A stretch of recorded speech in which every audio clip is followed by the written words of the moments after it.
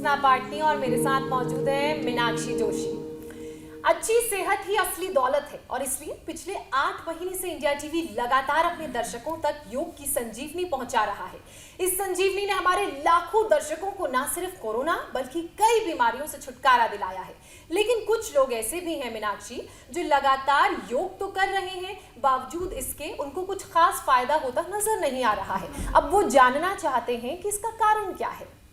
दरअसल इसकी वजह जो मुझे समझ में आती है वो ये है कि ठीक तरीके से योग ना करना। दरअसल अगर योग ठीक तरीके से ना किया जाए, ब्रीदिंग पर ध्यान ना दिया जाए तो योग का 100% फायदा नहीं मिल पाता है। हमें बहुत से सवाल आ रहे हैं जिनमें लोग योग से जुड़ी छोटी छोटी डिटेल्स को जानना चाहते हैं।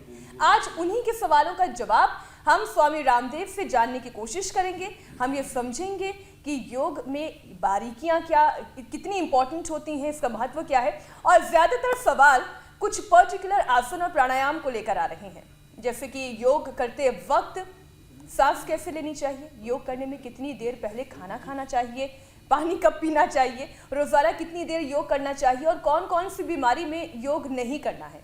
अगर योग करते वक्त मसल्स में खिंचाव आ जाता है तो फिर क्या करें।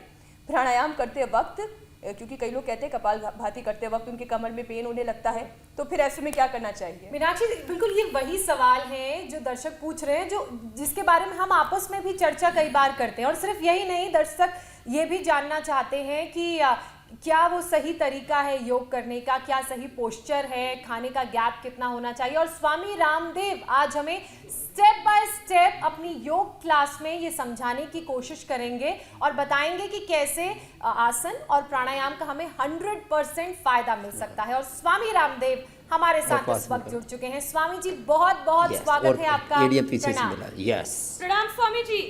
आज मैं और ज्योत से हम दोनों फ्लोर पर हैं। बहुत बहुत प्रणाम, बहुत बहुत प्रणाम। अभी मैं फ्लोर पर इसलिए हूँ कि जैसे बेटी पहले आसन कर रही थी तो पैर बहुत ज़्यादा खोले हुए थे भुजंग आसन में, और अब कोहनियाँ पूरी सीधी की हुई हैं, तो थोड़ी बेंड करो बेटा। यस, ये पोजीशन में। अब इसको थायराइड था, इसकी थायराइड की गोलियाँ तो बंद करा दी। अब इसको पोस्चर और अच्छे करेगी तो इसको लाइफ में कभी कोई प्रॉब्लम नहीं होगी। क्या नाम है? अवंतिका। अब जैसे ये पूरे पैर खोल दिए इसने, कमर पूरी उठी भी नहीं है, सर्वांग आसन कर रहे हैं जैसे कोई टटेरी ने पैर ऊपर उठा दिया, पैर पास में करवाई और कमर पूरी उठा, ऐसे पूरा अंगूठे से अंगूठा मिला और अंगूठे को देखना है यहाँ पर। इस तरह से ये सही तरीका हुआ। अब जैसे ये भी उल्टा कर रहा है, हाथ नीचे पड़ा हुआ है, हाथ पीछे से ऐसे, इधर से नहीं। अब ये पैर ऊपर है तो इसने एक हाथ कौन सा, ये हाथ ऊपर कर रखा था, अब ये हाथ नहीं, अब ये हाथ ऊपर करो, दूसरा हाथ पीछे से लो, यह हाथ ऊपर कान से लगा हुआ, श्वास सामान्य गति। अब इसने पैर मोड़ रखे शीर्षासन में ही, तो अब ये पैर ऐसे सीधे होने चाहिए, ऐसे। तो ऐसे तरीके से करना। अब जैसे ये पश्चिमोत्तानासन तो कर रहा है, लेकिन अब इसको पूरा माथा और पेट ऐसे पूरा लगा देना है, ऐसे तरीके से कोहनियाँ जमीन पर टिका देना, पहले अंगुली से और पैर के अंगूठे से, पहले अंगुली और अंगूठी से ऐसे देखो, पैर के अंगूठे को पकड़ो, ऐसे पकड़ो, ऐसे ऐसे ऐसे पकड़ना। तो ऐसे। अब जैसे ये अनुलोम विलोम कर रही है, इसने माथे पर ये ऐसे अंगुलियां रख रखी है कि जैसे अंदर से कोई आज्ञा चक्र इसी से खुलता हो। तो इसके लिए वायु मुद्रा में हाथ रखो बेटा ऐसे, और दूसरा भी हाथ ऐसे रखो यहाँ पर, ये भी ऐसे रखो, ऐसे। तो छोटे छोटे करेक्शंस। और ये भी हाथ, पहले अंगुली ऐसे रखो, ये महाराष्ट्र से आई है बहन, ऐसे ऐसे रखो, ऐसे करके फिर ऐसे करो। अब जैसे ये नागवेणी, इसने शुगर तो अच्छा कर लिया है, अब अर्धमत सेंद्र आसन, ये हाथ पीछे ऐसे लेके आओ तरीके से। तो ऐसे ये हमारे, ये तो डॉक्टर हैं क्योंकि ये तो खुद निष्णात हैं, ये MBBS MD डॉक्टर हैं, ये डॉक्टर सलील जी। तो ऐसे योग के सही तरीके के बारे में आज हम बात करेंगे। जी स्वामी जी, आप हमेशा कहते हैं कि सूर्य नमस्कार 12 आसनों का पूरा एक कॉम्बिनेशन है। तो ये 12 आसन में कौन कौन से आसन किस तरह से करना चाहिए, आज हम सूर्य नमस्कार से ही शुरुआत कर लेते हैं, क्योंकि सबसे ज्यादा कंफ्यूजन लोगों को इसी में होती है। अच्छा स्वामी जी, सूर्य नमस्कार के 12 आसन में ब्रीदिंग पैटर्न क्या रहना चाहिए, वो भी हम आपसे, क्योंकि बारीकियों की बात कर रहे हैं तो एक एक चीज समझना चाहते हैं। पैर पास में देखो, पहले तो जिनको कमर में दर्द है, सर्वाइकल स्पॉन्डिलाइटिस पेन है, बैकिंग बहुत ज़्यादा आगे नहीं झुकना, हर्निया है पीछे नहीं झुकना, हार्ट हाई बीपी की प्रॉब्लम ज़्यादा है तो ज़्यादा पीछे नहीं झुकना, थोड़ा सा झुक सकते हैं। जब भी आगे झुकेंगे तब श्वास बाहर, पीछे झुकेंगे तो श्वास अंदर, अपने कैपेसिटी के अकॉर्डिंग करना है। पैर पास में ऐसे, दोनों हाथ प्रणाम आसन की स्थिति में। अब श्वास अंदर भर के ऐसे धीरे धीरे हाथ ऐसे खुलेंगे और हाथ ऐसे चलेंगे, श्वास अंदर, फिर श्वास बाहर छोड़ करके। अब दोनों हाथों के जो पंजे हैं पैर के पंजों के पास में, और माथा घुटनों से लगेगा, और आगे झुक करके कोशिश करें कि माथा घुटनों से लगा ही रहे ऐसे। अब दाहिने पैर पर बैठेंगे, पाद हस्तासन हुआ, ऊपर हाथ उठाए ऊर्ध्व हस्तासन, आगे झुके पाद हस्तासन। अब दाहिने पैर पर बैठे तो दाहिना पैर दोनों हाथों के बीच में ऐसे है, पीछे वाला पैर का घुटना पूरा सीधा और ऐसे। बहुत अच्छा कर रहे हैं आप। तो ये हुआ दक्षिण अश्व संचालन आसन। श्वास अंदर, पीछे की ओर झुकते समय ऊपर की ओर देखते हैं, अथवा आंखें बंद भी कर सकते हैं। सभी आसनों में नियम है, आप आंखें बंद भी कर सकते हैं, आंखें खोल भी सकते हैं, मन एकदम शांत होना चाहिए। मेथड, टाइमिंग, कंसंट्रेशन, कंटिन्यूटी, और एक बड़ा शब्द है निष्ठा, योग निष्ठ होकर के करना है। अब देखो, ये हो गया पर्वतासन, घुटने सीधे, अंगूठे के पास अंगूठा, एड़ी के पास एड़ी, और सिर झुका के नाभि को, पेट को देखना ऐसे। ये पूरा शरीर खींच गया तो पूरा लाभ होगा ना।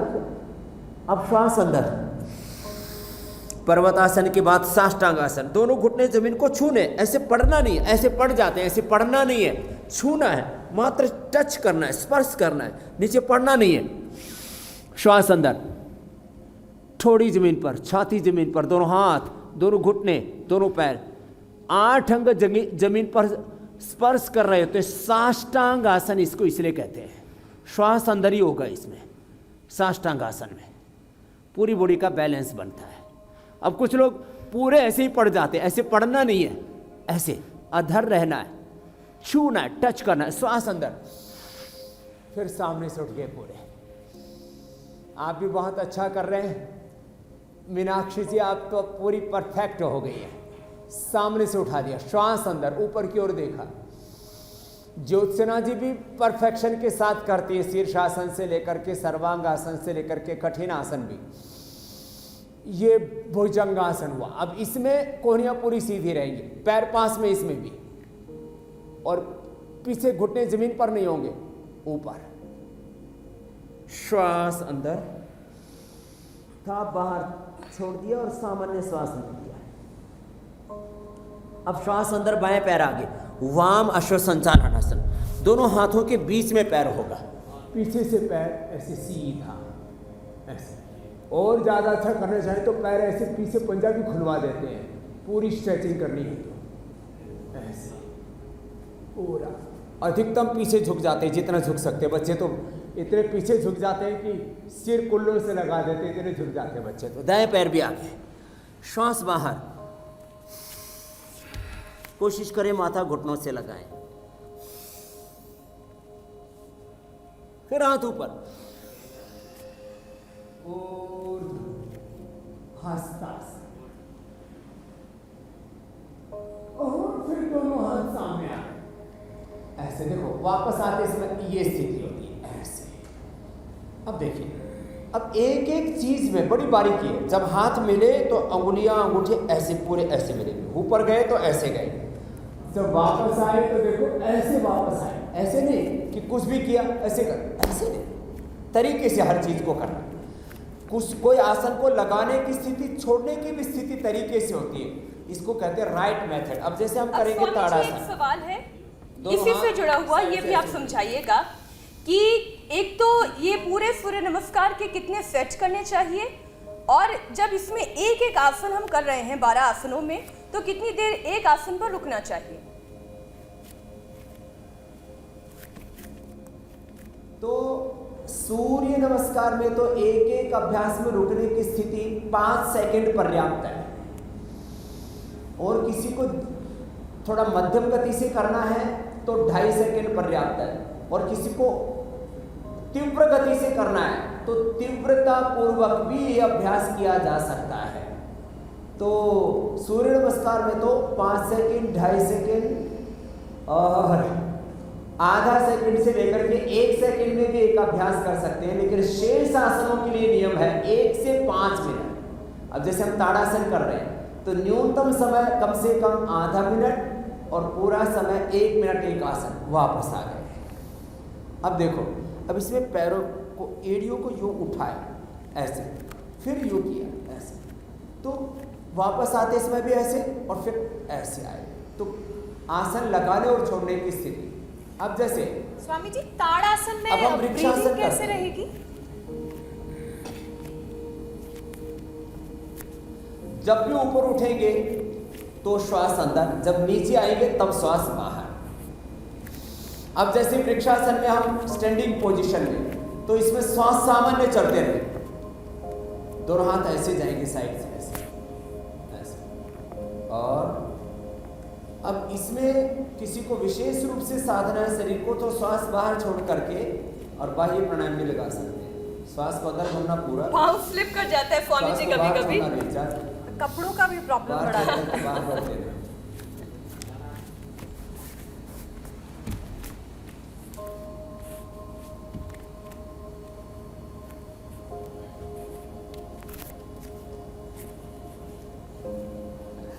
देखो कपड़ों में तो जितने कपड़े रिलैक्स वाले होंगे, अब जैसे बहन ने कपड़े पहन रखे हैं ऐसे कपड़े पहन सकते हैं। आप लोगों ने जो कपड़े पहन रखे हैं मीनाक्षी जी, ज्योत्सना जी, ये ठीक है। बहुत टाइट कपड़ों में जीन्स में कोई योग करेगा तो बात नहीं बनेगी। हाँ, ऐसे कोई भी आसन पहले दाईं ओर से शुरुआत करते हैं यूनिफॉर्मिटी के लिए, एक जैसा, एक रूपता, यूनिफॉर्मिटी रखे, इसलिए एक तरफ से शुरू करते हैं। कोई भी आसन दाईं तरफ से शुरू किया, जैसे हमने वृक्षासन पहले दाएं पैर से किया था, बाएं पैर से करते हैं। अब छोड़ते समय भी ऐसे ही वापस आए, तो तरीका करने का हमारा सही होना चाहिए। अब देखिए स्वामी जी, अब किसी को चक्कर आते हैं, वर्टिगो की प्रॉब्लम है, और उसने चक्रासन करने की या अर्ध चक्रासन भी करने की कोशिश की तो गिर करके उसको चोट आ सकती है, इंजरी हो सकती है। और पूरे वर्ल्ड में सर्वे हुए हैं कि जो लोग कठिन आसन करते हैं और उस समय ध्यान नहीं रखते तो इंजरी हो जाती है, कमर टूट गई, पैर टूट गए। अब जिनको वर्टिगो है उनको ये अर्ध चक्रासन भी नहीं करना, लेकिन जो फ्लेक्सिबल है वे पूरा भी कर सकते। ऐसे हम लेकर के गए और पीछे झुक गए, आपको आता है? अच्छा स्वामी जी, ये सर्वाइकल वाले मरीजों को नहीं करना है। जिनको सर्वाइकल की परेशानी है, जो सर्वाइकल के मरीज हैं, वो कौन कौन से आसन ना करें? क्योंकि कई बार सर्वाइकल स्पॉन्डिलाइटिस पेन है उनको करना है, लेकिन उनको लेट के करना है। अच्छा, जिनको सर्वाइकल स्पॉन्डिलाइटिस पेन और वर्टिगो की प्रॉब्लम है, तो जैसे बिटिया ने लेट के किया ऐसे करना, उनको ऐसे नहीं करना। वैसे करने गए तो पता लगा पड़ ही गए।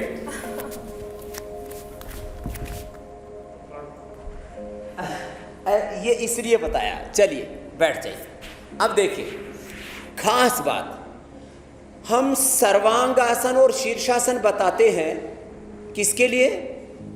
मस्तिष्क के लिए, आँखों के लिए, पूरे शरीर के ग्लो के लिए, एंटी एजिंग बताते हैं उसको हम। लेकिन सर्वांगासन और शीर्षासन जिनको उच्च रक्तचाप है, हृदय रोग, उनको नहीं कर रहा। मैंने आपको करके दिखाया हुआ है स्टेज के ऊपर और लैब के अंदर भी करके दिखाया हुआ है। ऊपर का मेरा, जो मैं कि एक हेल्थी पर्सन हूँ, मेरा ऊपर का बीपी 150 160 और नीचे का 100 तक पहुँच गया। किससे? शीर्षासन सर्वांगासन से। तो शीर्षासन और सर्वांगासन जिनको हाइपरटेंशन है, हार्ट की प्रॉब्लम, उनको नहीं करना। ये मैंने खुद देखा हुआ है। तो ये जो है अच्छे हैं अभ्यास, और इनके करने के भी तौर तरीके होते हैं। देखो सर्वांग आसन ऐसे करते हैं, अब धीरे धीरे पैरों को ऐसे उठाते हैं, ऐसे, फिर यहाँ रखेंगे, इसमें सांस करते रहेंगे सामने पैर जब पीछे चलेंगे, कमर उठ गई तो दोनों हाथ ऐसे लगाना और जो तरीके से करना, श्वास की गति सामान्य चलती रहेगी, अपने सीधे अंगूठे पास में, एड़ियां ऐसे पास में, एकदम बैलेंस ऐसे बना के रखते हैं, कोहनियों के ऊपर भार को संतुलित करते हैं, श्वास करते रहेंगे, बोलना भी नहीं इसमें,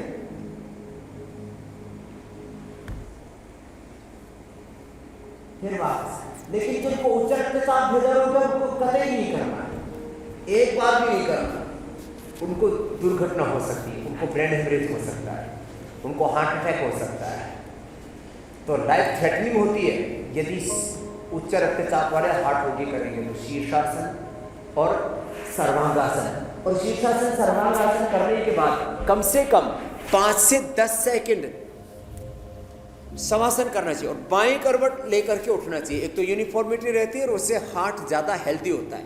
तो ये दिल के मरीजों को, अब जैसे आप अनुलोम विलोम करो बेटा, अब दिल के रोगियों को जो आप में से कर सकते हैं वो शीर्षासन करो, जो नहीं कर सकते हो अनुलोम विलोम करो।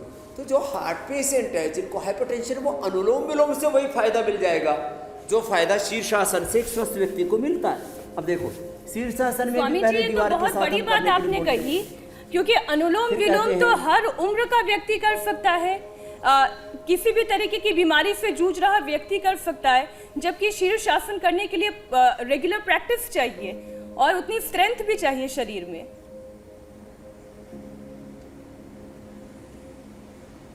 हाँ, ये एकदम परफेक्ट बात है। तो देखो शीर्षासन करो, सर्वांगासन करो, ये करते समय एक खास बात मैंने आपको बताई।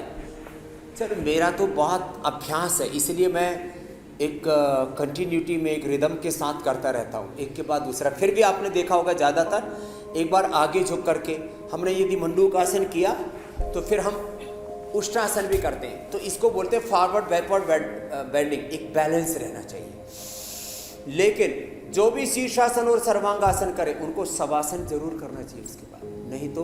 और मैंने भी अभी जैसे किया, और मेरा तो अभ्यास है बॉडी का, मेरी हार्ट रेट वेरिएबिलिटी बहुत अच्छी है। मेरा एकदम जैसे मैं योगाभ्यास करता हूँ, जैसे आसन करता हूँ, रेग्रेसिव एक्सरसाइज करता हूँ, तेज दौड़ लगाता हूँ, या तेज जैसे मैं प्राणायाम ही करता हूँ, जैसे ऐसे तेजी से मैंने ये किया,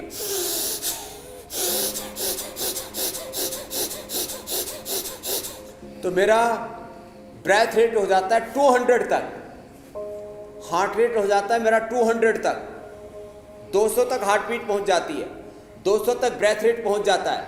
लेकिन विद इन 10-20 सेकेंड्स मेरा हार्ट रेट, ब्रेथ रेट आ जाता है 60 पर, तो मेरा हार्ट पल्स आ जाता है और मेरे श्वास आ जाते हैं जो नॉर्मल आदमी के 1 मिनट में 16 चल रहे होते हैं, मेरे श्वासों पर ध्यान देने से 4 और नॉर्मली मेरे 7 श्वास चलते हैं। तो ये एक छोटी छोटी बातें जिनके ऊपर गौर करने की ज़रूरत है। अभी कुछ और खास बातें बता देते हैं। जैसे जिनको कमर में दर्द है वो पश्चिमोत्तानासन करेंगे, करो बेटा, पश्चिमोत्तानासन करेंगे तो उनकी कमर में दर्द बढ़ जाएगा। कमर दर्द वालों को पश्चिमोत्तानासन नहीं करना। पहले उंगली और अंगूठे से पैर के अंगूठे को पकड़ा, आपने बहुत अच्छा किया। क्या नाम बेटा? अवंतिका। लेकिन कमर में दर्द वालों को नहीं करना है ऐसे। अब कमर में दर्द वाले ऐसे करेंगे तो कमर में दर्द बढ़ जाएगा। अब जिनको हर्निया है उनको उष्ट्रासन और भुजंगासन, चक्रासन नहीं करना। तो जो नहीं करना वो भी ध्यान में रखना है हमें, क्या करना है क्या नहीं करना है, ये बड़ी बात है। अगला सवाल खाने को लेकर है कि डॉक्टर्स ये कहते हैं कि जिम जाने के लिए पेट खाली रहना चाहिए या योग भी खाली पेट करना चाहिए, कितनी देर पहले खाना खाना चाहिए, ये डाउट भी आप क्लियर कर दीजिए।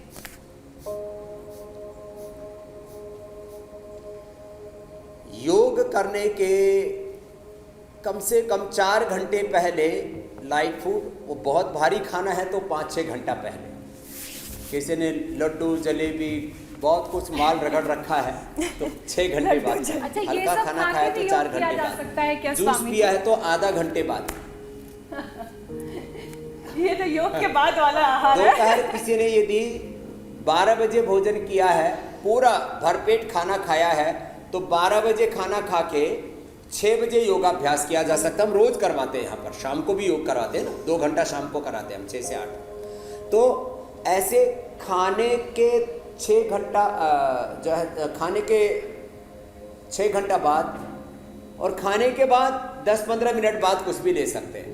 तो आपको हम बता ये रहे हैं कि सुबह सुबह तो उठ करके पानी पीते हैं लोग, तो उसके बाद तो सुबह सुबह सारे प्राणायाम कर सकते हैं। कपालभाति में खाली पेट रहना जरूरी है। बाकी जैसे वज्रासन है तो खाने के बाद ही किया जाता है, जो अवंतिका जी भी कर रहे हैं, मैं भी कर रहा हूँ, एड़िया बाहर पहुँच जाता है।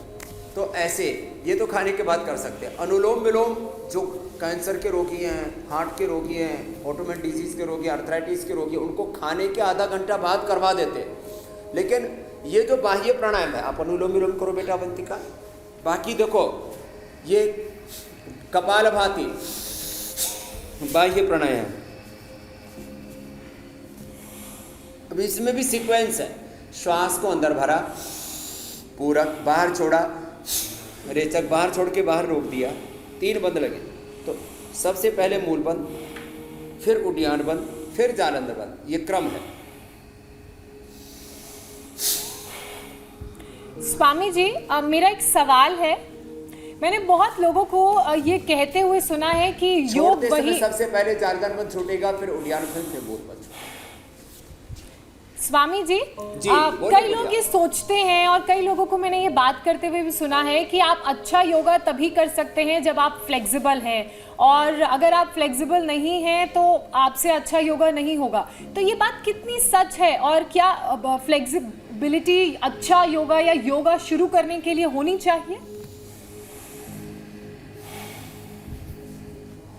देखिए, फ्लेक्सिबिलिटी, सामान्य फ्लेक्सिबिलिटी में सब योग कर सकते हैं। किसी को जो कंपटीशन वाले आसन पोस्चर से, जैसे जिसमें बहुत ज़्यादा फ्लेक्सिबिलिटी रिक्वायर्ड है, जैसे बच्चे कुछ करो, वृश्चिकासन करके दिखाओ, आप भी करो कुछ कठिन आसन, मयूरासन और दूसरे कठिन आसन, वो उत्थित पद्मासन। अब इसके लिए आपको फ्लेक्सिबिलिटी चाहिए, बैलेंस भी चाहिए। आपको फ्लेक्सिबिलिटी और बैलेंस नहीं है तो आप गिर जाएंगे, चोट लग जाएगी। इसकी ज़रूरत नहीं है। रोग उपचार के लिए कोई कठिन आसन की जरूरत नहीं, उसके लिए तो बिल्कुल देखो, पैर खोल लिए, चलो अब सब करो, वापस आ जाओ सूक्ष्म व्यायाम। सूक्ष्म व्यायाम और प्राणायाम करने से ही पूरा फायदा हो जाता है। अब मैं कुछ खास बातें इसके साथ जोड़ते हुए कहना चाहता हूँ। योगाभ्यास में, ओबेसिटी में, स्पाइनल कॉर्ड की प्रॉब्लम्स में, डायबिटीज़ में आसन विशेष लाभ करते हैं। इसके अलावा जितने भी रोग हैं उनमें 99% बेनिफिट प्राणायाम और ध्यान से होता है। तो प्राणायाम ध्यान पूर्वक करें, एकाग्रता पूर्वक करें। इसलिए मैं कहता हूँ right method, right timing, concentration, continuity के साथ एकनिष्ठ होकर के, योगनिष्ठ होकर के, पूरे समर्पण से, जिसको अभ्यास कहते हैं, तत्र स्थितो यत्नो अभ्यास है, अभ्यास वैराग्य अभ्यम तन्निरोधा। और जिसकी योग निष्ठा मजबूत होगी, उसकी सेवा निष्ठा, कर्तव्य निष्ठा, संबंध निष्ठा, राष्ट्र निष्ठा, उसके अंदर सारी निष्ठाएं भी प्रतिष्ठित हो जाती हैं। तो योगाभ्यास में मैं बार बार रोज़ योगाभ्यास कराते इसमें एक बात कहता हूँ, सूक्ष्म व्यायाम करते हुए, बटरफ्लाई भी कर लो, कि भाई देखो, प्राणायाम सबके लिए मैंडेटरी है। जो बड़े बेनिफिट है, SLEMS, autoimmune disease, rheumatoid arthritis, hepatitis, colitis, psoriasis, ये जो बड़ी बड़ी बीमारियां, कैंसर जैसे रोग और कोरोना के आफ्टर इफेक्ट्स, ये सब के लिए जो मैं बात करता हूँ, डिजीज के कॉम्प्लिकेशंस, ये सब दूर होते हैं। तो किससे दूर होते हैं? मुख्य भूमिका 99% इसमें कंट्रीब्यूशन, दोनों हाथ सामने, सूक्ष्म में 99% बेनिफिट प्राणायाम और ओंकार ध्यान। तो प्राणायाम का तब, ओंकार का जप, मैं कहता हूँ करो पूरा, और समय दो। असाध्य रोगों में हम आधा 1-1 घंटा कपालभाति, अनुलोम विलोम कराते हैं, और rheumatoid arthritis, hepatitis, colitis, psoriasis, ऐसे कैंसर जैसी बीमारियां कि शरीर में गांठें थी, आपने खुद देखा है। मुंबई से पूरा परिवार ही आया हुआ था, स्नेहा, उनकी ननद, कि दोनों को ये था, पॉलीसिस्टिक ओवरीज थी, दोनों की ठीक हो गया, हार्मोनल बैलेंस हो गया। आधा आधा घंटा कपालभाति अनुलोम विलोम किया। इसलिए योग में कम फ्लेक्सिबिलिटी है, तो भी ये सूक्ष्म व्यायाम कर लें और प्राणायाम कर लें तो ही वो अपने सब रोगों को मिटा सकते हैं। स्वामी जी, अब दर्शकों के भी सवाल ले लेते तो हैं। सूक्ष्म व्यायाम तो कर सकते हैं, प्राणायाम सब कर सकते हैं, इसलिए योग का लाभ सभी ले सकते हैं।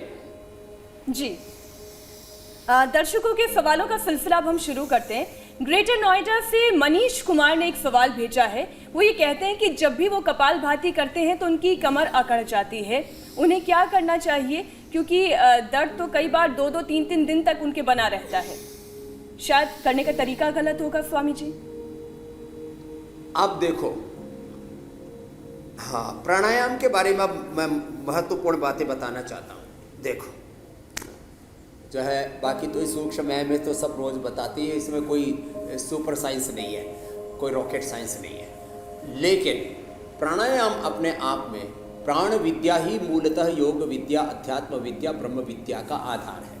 सिद्धासन, सुखासन, पद्मासन, कोई भी आसन में, या नीचे जमीन पर बैठ के, कुर्सी पर बैठ के, जो बैठ नहीं सकते लेट के भी कर सकते हैं। लेकिन प्राणायाम का तरीका कैसा होना चाहिए? देखो, 5-7 जो बड़ी गलतियां करते हैं लोग, क्या करते हैं? कमर में दर्द है तो जोर से करते हैं ऐसे। कमर दर्द का रोगी जोर से कपालभाति करेगा तो कमर अकड़ जाएगी। यद्यपि हम उसको औषधियाँ भी बताते हैं, सब चीज़ें देते हैं, हल्दी, शिलाजीत, चंद्रप्रभावटी, अश्वशिला और ये सब, पीड़ानील गोल्ड, हम तो बहुत कुछ घर में भी हल्दी, मेथी, सोंठ का पाउडर, सुरंजान और अश्वगंधा के साथ मिला करके सब बताते हैं। लेकिन याद रखना, कपालभाति जिनको कमर में अधिक दर्द है उनको बहुत धीरे करना। देखो ये स्पीड होनी चाहिए। जिनको उच्च रक्तचाप है, जिनको हार्ट की प्रॉब्लम है, जिनके को हर्निया है, जिनको शरीर में बहुत कमजोरी है, उनको तेजी से कपालभाति नहीं करना। एक बहुत बड़ी बात कह रहा हूं, the safe practice of kapalbhati 1 second 1 stop, मध्यम गति, मध्यम शक्ति के साथ करना, इसको कहते हैं यथाशक्ति करना, अति सर्वत्र वर्जय। योग को मैं यदि 4 शब्दों में कहूँ, सम्यक मति, सम्यक भक्ति, सम्यक कृति, सम्यक संतुलित प्रकृति, यही है योग की मूल संस्कृति और यही है योग की गति और प्रगति। इसके बिना बाकी है सब दुर्गति। खैर स्वामी जी, तो ये एक बात कपालभाति में जो सावधानियां बताई मैंने। कपालभाति की अगर बात करें तो जो मिनिमम टू मैक्सिमम एक राउंड का स्ट्रेच होता है वो कितने सेकंड से मिनट का होना चाहिए?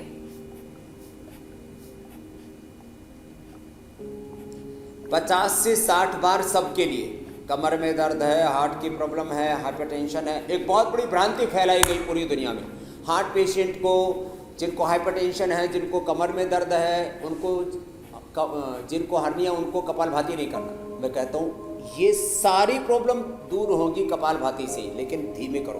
तो 40 से 50 तो इनके लिए, जो भी मैंने बताया, हर्निया है, बैकएक है, हार्ट की प्रॉब्लम है, हाइपरटेंशन है, कमजोरी है, उनके लिए। बाकी जो शेष हैं वो 60 से 120 बार की स्पीड रख सकते हैं और मध्यम बल से कर सकते हैं ऐसे। पेनक्रियाज के रीजनरेट, ये जो नागवेणी यहाँ पर बैठी हुई है, इस बेटी को टाइप 1 डायबिटीज था और अब ये इसकी इंसुलिन 1/4 रह गई है और इसका पेनक्रियाज हम रीएक्टिवेट कर रहे हैं, पेनक्रियाज के बीटा सेल्स को रीजनरेट कर रहे हैं, इसको 100 वाली स्पीड पर करा रहे हैं। हाँ, अच्छे से कर भी रहे। इधर आओ नागवेणी, अब आप नीचे जाओ। आप बहुत अच्छा कर रहे थे, आपकी आशीर्वाद आपको। इसने अपना थायराइड ठीक कर लिया है। आओ इधर। अब ऐसे ऐसे बच्चे, अब देखो, करो बेटा, आप 100 बार वाली स्पीड से करो। आप, इसको कोई प्रॉब्लम नहीं है तो ये 100 बार वाली स्पीड से करेंगे। 120 तक कर सकते हैं, 60 से 120। अब गर्दन नहीं हिलाओ, लेकिन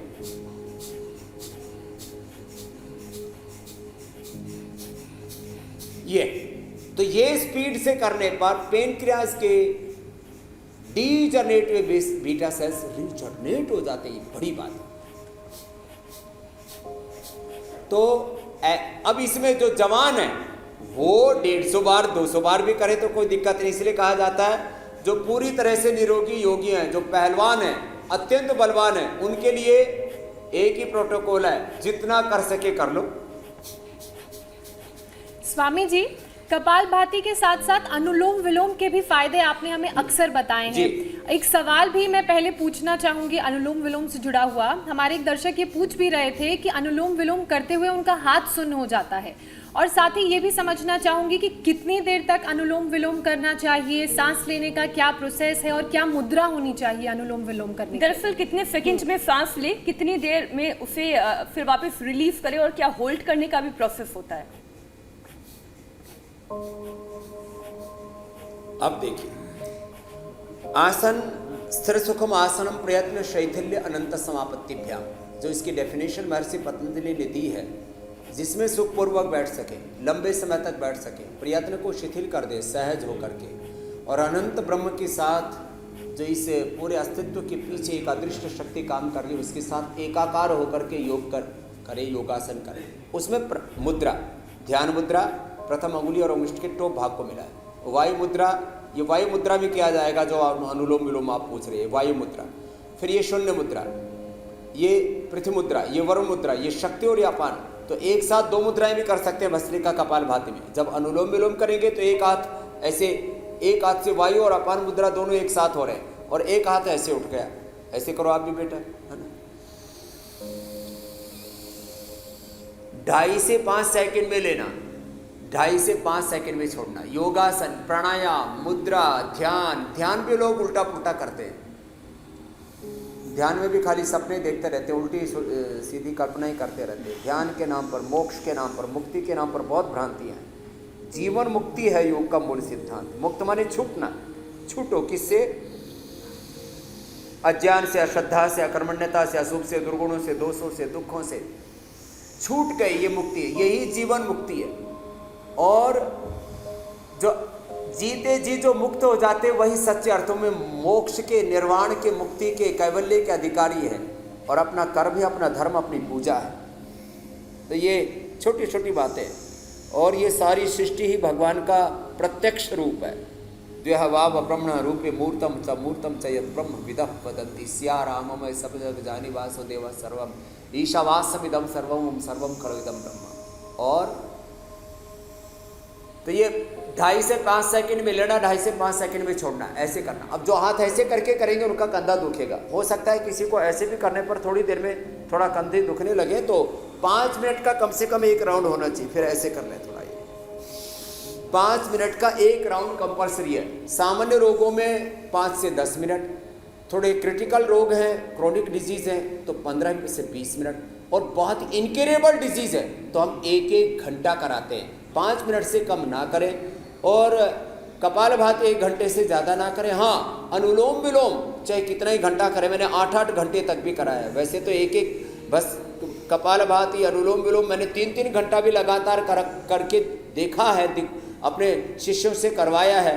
अपने गुरुकुल के पतंजलि विश्वविद्यालय के जो बच्चे हैं, तो हमने वर्ल्ड रिकॉर्ड भी उसके बनाए, और उसका हमने कि कोई भी दवाई के ऊपर भी ये रिसर्च किए जाते हैं कि कितनी मात्रा में दवाई लेने पर वो टॉक्सिक हो जाती है, तो टॉक्सिसिटी चेक की जाती है, उसके क्या उसके गलत असर हो सकते हैं उनको देखने के लिए उसके ऊपर काम किया जाता है। तो ऐसे योग में लंबा करने से दिक्कत नहीं है, लेकिन सही तरीके से ही करें तो 2.5 से 5 सेकंड में लेना, 2.5 से 5 सेकंड में छोड़ना। गर्दन ऐसे ऊंची नीची नहीं करना, कुछ ऐसे करते। और स्वामी जी, तो ऑक्सीजन आ रहा है और नीचे कार्बन डाइऑक्साइड। स्वामी जी, और जो बहुत तेजी से अनुलोम विलोम करते हैं वो किन्हें नहीं करना चाहिए, और उसके फायदे क्या हैं, किन्हें करना चाहिए, ये भी बता दीजिए।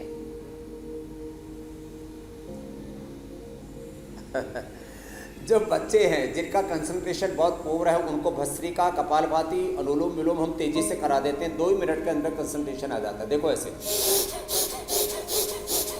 सिर ना हिले, गर्दन ना हिले, माने पूरा शरीर नहीं हिलाए, ऐसे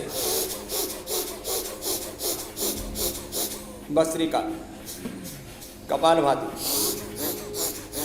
तो कुंडलिनी जागरण के लिए, और जो युवा है जिनका मन बहुत अशांत रहता है, उनको ऐसा करा देने से मन एकदम शांत।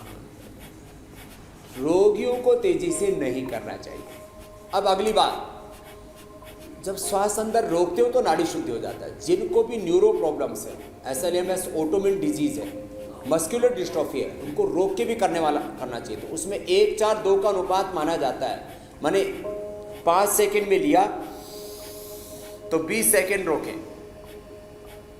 और 20 सेकंड रोक के फिर 10 सेकंड में बाहर निकालें। 1 4 2 ये आइडियल अनुपात माना जाता है, लेकिन इसको यदि संतुलित भाषा में कहें तो यथाशक्ति जितना हो सके धीरे धीरे लेना, जितना हो सके यथाशक्ति रोक के रखना अपनी कैपेसिटी के अकॉर्डिंग, और जितना हो सके उतना धीरे धीरे निकालना, धीरे धीरे छोड़ना। तो ये नाड़ी शुद्धि बता दिया। तो स्वामी जी मेरे 2 सवाल हैं। यथाशक्ति बहुत बड़ा शब्द है और कहते हैं अति सर्वत्र वर्जय। जी मेरे 2 सवाल हैं आपसे। पहला तो ये कि लोगों को बड़ा कंफ्यूजन और डाउट रहता है कि योगाभ्यास पहले करना चाहिए या प्राणायाम, तो यही सवाल अंकित जलन भी पूछ रहे हैं। और दूसरा ये कि ओम का उच्चारण और भ्रामरी उद्गीत जो हम करते हैं वो कितनी देर तक के लिए करना चाहिए? अब देखो ये अब एक बहुत महत्वपूर्ण बात है, योगासन पहले भी किए जा सकते हैं प्राणायाम ध्यान के, और योगासन प्राणायाम ध्यान के बाद भी किए जा सकते हैं। यद्यपि यम नियम आसन प्राणायाम प्रत्याहार धारणा ध्यान समाधि अष्टव अंगानी जो सीक्वेंस लिखा है महर्षि पतंजलि ने योग सूत्रों में, उसमें आसन पहले लिखे हैं, क्योंकि आसन जब सिद्ध हो जाते हैं तो फिर बाद में प्राणायाम ध्यान करने में अनुकूलता रहती है।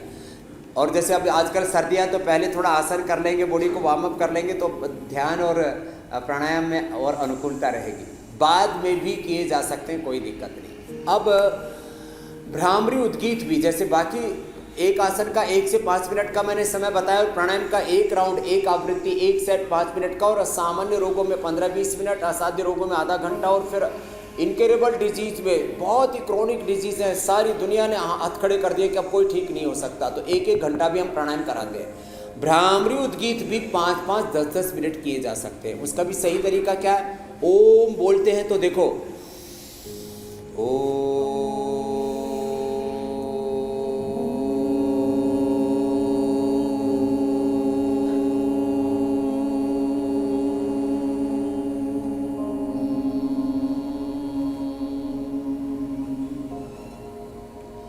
पंद्रह सेकंड में ओ, 5 सेकंड में मैं।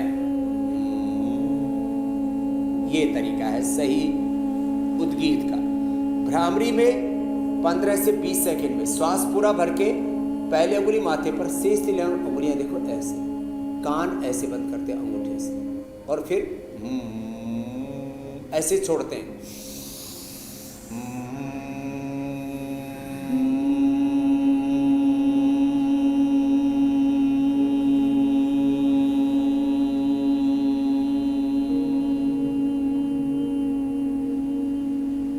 तो ये भी 5-5 मिनट किए जा सकते हैं। और जिनको डिप्रेशन, एक्यूट डिप्रेशन, सिजोफ्रेनिया, तमाम तरह के जो मानसिक रोग हैं तो अधिक देर भी किया जा सकता है। अब एक खास बात है, ओंकार ध्यान और गायत्री ध्यान की बड़ी महिमा है, वो बताना चाहता हूँ। लोग गायत्री और महामृत्युंजय का भी उच्चारण ठीक से नहीं करते। मैंने देखा कई ने अपने मोबाइल में रिंग लगा रखी है, एक को मैंने मोबाइल लगाया तो घंटी बज रही, ओम त्र्यंबकम यजामहे सुगंधिम पुष्टिवर्धनम उर्वारुकम इव बंधनात् मृत्योर्मृक्षीयमामृतात्। अब बताओ, हे भगवान, माने मुक्षीय को मृक्षीय कर रहे हैं। फिर अर्थ का अनर्थ हो जाता है। भूर्भुवः स्वः तत्सवितुर्वरेण्यं भर्गो देवस्य धीमहि धियो यो न प्रचोदयात्। भगवान हमको धियो यो न प्रचोदयात्, हमको बुद्धि मत देना। धियो यो न प्रचोदयात् का अर्थ है बुद्धि मत देना। और धियो बुद्धि को यह माने वो परमात्मा, न माने हम सबको। जब विसर्ग लग गया, न बोला तो उसका अर्थ हो जाता हम सबको, और न हुआ तो मतलब बुद्धि मत देना। स्वामी तो जी कैसे आज बोलना गायत्री मंत्र, देखो सब बोलेंगे जी। ओम भूर्भुवः स्वः तत्सवितुर्वरेण्यं भर्गो देवस्य धीमहि धियो यो नः प्रचोदयात्। ये सही तरीका है। तो ये आज हमने ओंकार और गायत्री से लेकर के योगासन प्राणायाम से लेकर के ध्यान तक के मुद्राओं बिल्कुल तक स्वामी के जी, सही मेरे तरीके ख्याल से बताए हाँ, आज ऐसे सभी ही के योग doubts का clear हो जब गए तक होंगे। पूरा करेंगे तो पूरा लाभ होगा। आप कुछ कह रहे थे। हाँ, हर एक छोटी छोटी डिटेलिंग, किस तरीके से योगाभ्यास करना है, किन बातों का ख्याल रखना है, प्राणायाम कैसे करना है और मंत्रोच्चार का सही तरीका क्या है, सब कुछ आपने बताया स्वामी जी। सारे डाउट्स क्लियर हो गए।